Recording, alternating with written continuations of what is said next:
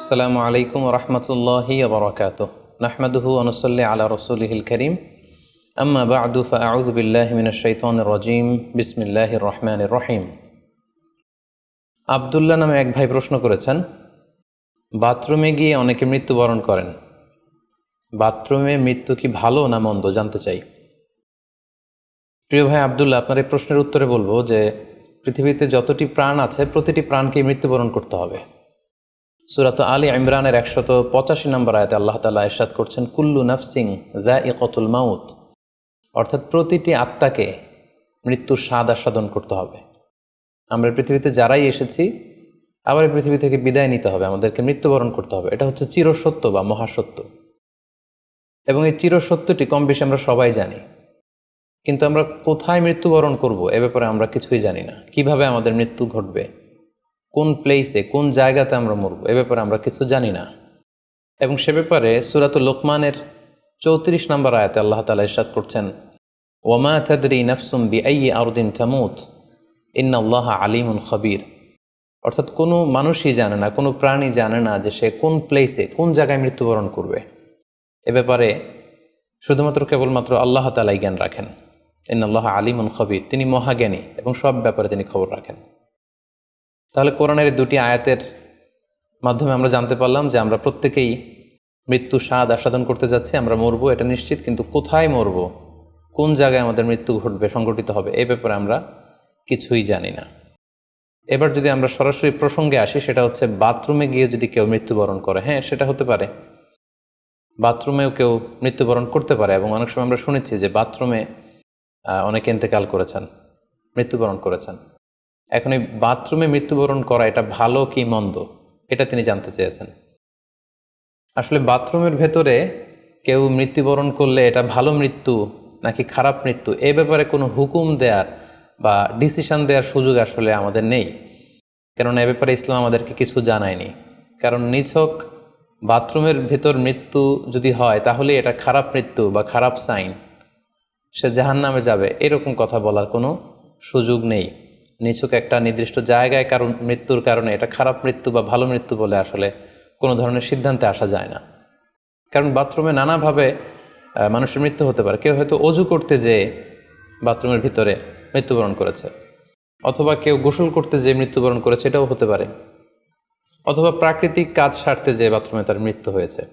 এর কোনোটির ক্ষেত্রেই এই মৃত্যুটি খারাপ মৃত্যু এভাবে কোনো সিদ্ধান্তে আসা যাবে না। সিদ্ধান্তে আসা যাবে এভাবে, অথবা ধারণা করা যাবে, প্রবল ধারণা করা যাবে এভাবে যে সে তার জীবনটা কিভাবে কাটিয়েছে। তিনি যদি ইমানের উপর থাকেন, ইস্তেকামতের উপর থাকেন, আল্লাহ এবং আল্লাহ রাসূলের উপর দৃঢ় বিশ্বাসের উপর থাকেন, তিনি যদি সৎ কর্ম করে থাকেন এই পৃথিবীতে, তাহলে তার বিদায়টা, তার মৃত্যুটা ভালো মৃত্যু হয়েছে বলে আমরা প্রবল ধারণা রাখতে পারি। কিন্তু কে জান্নাতি হবে আর কে জাহান্নামী হবে এ ব্যাপারে শুধুমাত্র আল্লাহ তাআলা ডিসিশন দিতে পারেন। এক্ষেত্রে অনেকে একটি হাদিসের মিস ইন্টারপ্রিটেশনের কারণে এই ধরনের ধারণা করে থাকতে পারেন যে হাদিসটি সহিহ বুখারীতে এসেছে। আল্লাহর হাবিব সাল্লাল্লাহু আলাইহি ওয়াসাল্লাম বলেছেন, ইন্নামাল আমালু বিল খাওয়াতিম, অর্থাৎ মানুষের কর্মফল নির্ধারিত হয় তার শেষ কাজের উপর ভিত্তি করে। তার শেষ জীবনটা যদি ভালো হয় তাহলে তার মৃত্যুটা ভালো হয়েছে বলে ধরা হবে। এই হাদিসের মিস ইন্টারপ্রিটেশনের কারণে অনেকে হয়তো ধারণা করতে পারেন যে বাথরুমের ভেতরে কারো মৃত্যু ঘটলেই সেটা খারাপ মৃত্যু। আসলে ব্যাপারটি এমন নয়। হাদিসে যে বিল খাওয়াতিম বলা হয়েছে, এর ব্যাখ্যা এসেছে যে বিল খাওয়াতিম মানে হচ্ছে মা ইয়ামালুহু ফি আখিরি হায়াতি, সেটা শেষ জীবনে কি কাজ করেছে সেটার উপর ভিত্তি করে তার মৃত্যুটা ভালো নাকি খারাপ এটা নির্ধারিত হবে। অনেকের এমন হতে পারে যে জীবনের শুরুতে তিনি ইসলামকে মানতেন না, আল্লাহকে বিশ্বাস করতেন না, কিন্তু শেষ জীবনে এসে তিনি বিশ্বাসী হয়েছেন, তিনি সৎকর্ম করেছেন এবং সেটার উপর অটল থেকেই তার মৃত্যু হয়েছে। সেক্ষেত্রে আমরা প্রবল ধারণা করতে পারি এবং আশা করতে পারি যে তার মৃত্যুটা ভালো হয়েছে। কিন্তু নিছক বাথরুমের ভেতরে যদি কারো মৃত্যু ঘটে, এই কারণে এটা ভালো মৃত্যু নাকি খারাপ মৃত্যু সেই সিদ্ধান্তে আসা যাবে না। তবে কোরআন সুন্নাহ আমাদেরকে কিছু আলামত বা সাইন দিয়েছে। এই সাইন বা নিদর্শনগুলো খেয়াল করে আমরা বুঝতে পারি যে কারো মৃত্যুটা ভালো মৃত্যু হয়েছে নাকি খারাপ মৃত্যু হয়েছে। সেক্ষেত্রে শুরুতে আমরা আলামাতু সুইল খাতিমা, কারো মৃত্যুটা খারাপ কিনা বা মন্দ মৃত্যু বা মন্দ বিদায় কিনা সেটা আমরা শুরুতে শুনব। সেক্ষেত্রে আমরা যদি কোরআন সুন্নাহর দিকে তাকাই তাহলে দেখব যে কোরআন সুন্নাহ আমাদেরকে জানিয়েছে কেউ যদি আত্মহত্যা করে মৃত্যুবরণ করে তাহলে এটা আমরা বলতে পারি যে এটা একটা খারাপ মৃত্যু ছিল। কারণ আল্লাহ রাসূল সাল্লাল্লাহু আলাইহি ওয়াসাল্লাম ইরশাদ করেছেন, সহিহ বুখারীতে এসেছে, মান কতলা নাফসাহু বিশাইইন উযযিবা বিহি ইয়াউমাল কিয়ামা।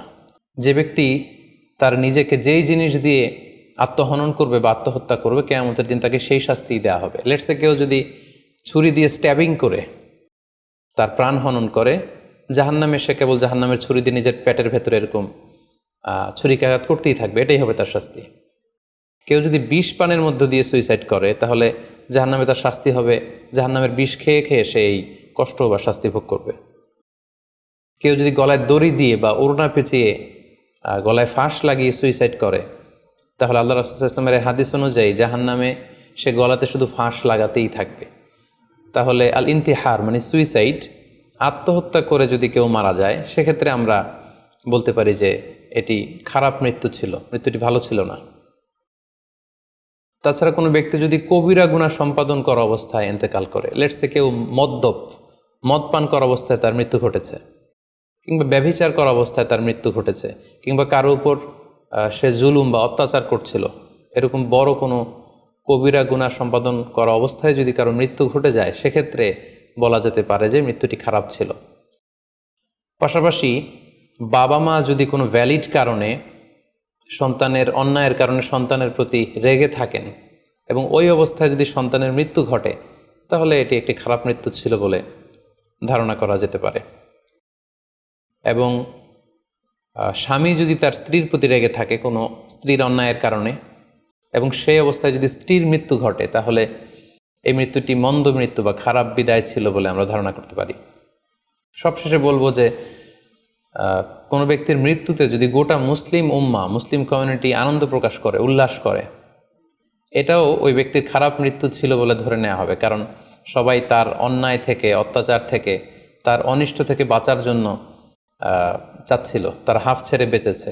সো মুসলিম উম্মাহ যদি, গোটা মুসলিম উম্মার ভালো লোকরা যদি কারোর মৃত্যুতে আনন্দ প্রকাশ করে, তাহলে তার মৃত্যুটা খারাপ মৃত্যু ছিল বলে ধরে নেওয়া যাবে। এই সমস্ত আলামতগুলো যদি আমরা খেয়াল করি, এগুলোর ভিত্তিতে বলা যেতে পারে যে তার মৃত্যুটা মন্দ ছিল, তার বিদায়টা খারাপ ছিল।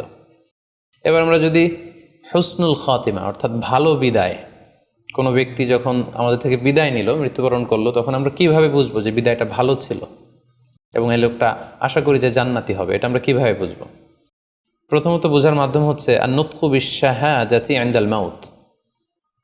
মৃত্যুর সময় যদি কেউ আল্লাহর জিকির করা অবস্থায়, আল্লাহকে স্মরণ করা অবস্থায়, কিংবা শাহাদাত বাণী পাঠ করে যদি মৃত্যুবরণ করতে পারে, তাহলে আশা করা যায় যে এই মৃত্যুটা খুব ভালো মৃত্যু হয়েছে। কারণ আল্লাহ রাসূল সাল্লাল্লাহু আলাইহি ওয়াসাল্লাম সুনানে আবু দাউদের এক বর্ণনায় ইরশাদ করেছেন, মান কানা আখিরু কালামিহি লা ইলাহা ইল্লাল্লাহ, যে ব্যক্তির শেষ বাক্য হবে লা ইলাহা ইল্লাল্লাহ এবং এই কালিমাতুত তাইয়্যিবা, এটা পরে যদি কেউ শেষ নিঃশ্বাস ত্যাগ করতে পারে, তাহলে সে জান্নাতে প্রবেশ করবে বলে আল্লাহ রাসূল সাল্লাল্লাহু আলাইহি ওয়াসাল্লাম আমাদেরকে সুসংবাদ দিয়েছেন। তাহলে মৃত্যুর আগে কালিমা পরে মরতে পারা, এটা একটা সৌভাগ্যের বিষয় এবং এটা একটা ভালো সাইন। পাশাপাশি বিশ্বাসী ব্যক্তিরা, ইমানদাররা যখন মৃত্যুবরণ করে, তখন তাদের কপাল ঘেমে যায়। অর্থাৎ মৃত্যুর পরে মৃত ব্যক্তির কপালে হাত দিয়ে যদি আমরা দেখতে পাই যে কপাল ঘেমে আছে, সোয়েটিং, প্রচণ্ড ঘামছে, এটা দেখেও আন্দাজ করা যেতে পারে বা ধারণা করা যেতে পারে যে মৃত্যুটা ভালো হয়েছে। কেননা সুনানে তিরমিজির বর্ণনায় আল্লাহ রাসূল সাল্লাল্লাহু আলাইহি ওয়াসাল্লাম ইরশাদ করেছেন, আল মুমিনু ইয়ামুতু বিআরাকিল জাবিন, বিশ্বাসীরা যখন মারা যায় তখন তাদের কপাল ঘেমে যায়। সো অনেক আল্লাহওয়ালা ভালো মানুষের মৃত্যুর পরে আমরা এটা দেখেছি বা শুনেছি যে ইন্তেকালের পরে তাদের কপাল ঘেমেছিল, এবং সেটা দেখে কিন্তু বোঝা যাবে যে মৃত্যুটা ভালো ছিল। পাশাপাশি জুমার রাতে যদি কেউ ইন্তেকাল করে, বৃহস্পতিবার দিবাগত রাতে, নিঃসন্দেহে সেক্ষেত্রে লোকটার ইমানদার হতে হবে, সৎ ব্যক্তি হতে হবে। সেক্ষেত্রে এটা একটা ভ্যালিউ অ্যাড করবে যে জুমার রাতে সে ইন্তেকাল করেছিল। রমাদান মাসে যদি কেউ ইন্তেকাল করে, এটা একটা খুশনসিব তার জন্য। পাশাপাশি হজের সফরে যদি কেউ, হজের যে দীর্ঘ সফর, এই সফরে যদি কেউ ইন্তেকাল করে, এটা একটা ভালো মৃত্যু বলে ধর্তব্য হবে।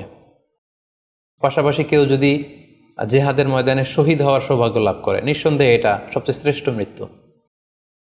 আল্লাহ তাআলার কাছে সবচাইতে শ্রেষ্ঠ মৃত্যু হচ্ছে শাহাদাতের মৃত্যু, এবং শহীদের দেহ থেকে গড়ে গড়ে পড়া, মাটিতে পড়া যে রক্তের ফোঁটা, এই ফোঁটাটা আল্লাহ তাআলার কাছে খুব প্রিয়।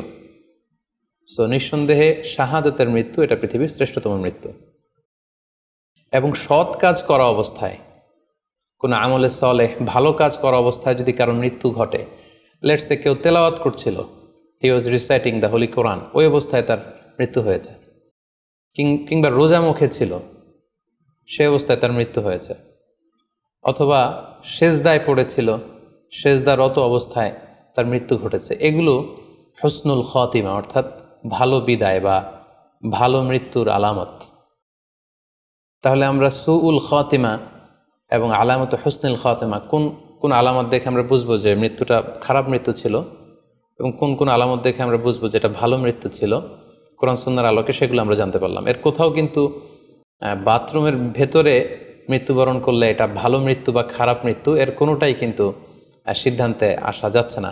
সেক্ষেত্রে সেই ব্যক্তি তার শেষ জীবনে কেমন আমল করেছে, তিনি কি ইমানদার অবস্থায় ছিলেন, তিনি কি সৎকর্ম করেছেন, তিনি কি সালাত আদায় করতেন কিনা, এগুলোর উপর ভিত্তি করে তার মৃত্যুটা ভালো মৃত্যু বা খারাপ মৃত্যু সেটা আমরা বলতে পারবো। কিন্তু নিছক কেবল বাথরুমের ভেতরে কারো মৃত্যু হলেই সেটা মন্দ মৃত্যু, খারাপ মৃত্যু, অপমৃত্যু, এরকম ধারণা করার কোনো সুযোগ নেই।